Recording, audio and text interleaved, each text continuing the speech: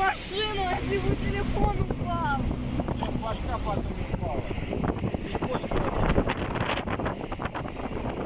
Да, пап, знаете, над твоей головой твой телефон, а мне в лицо летят какая-то грязь.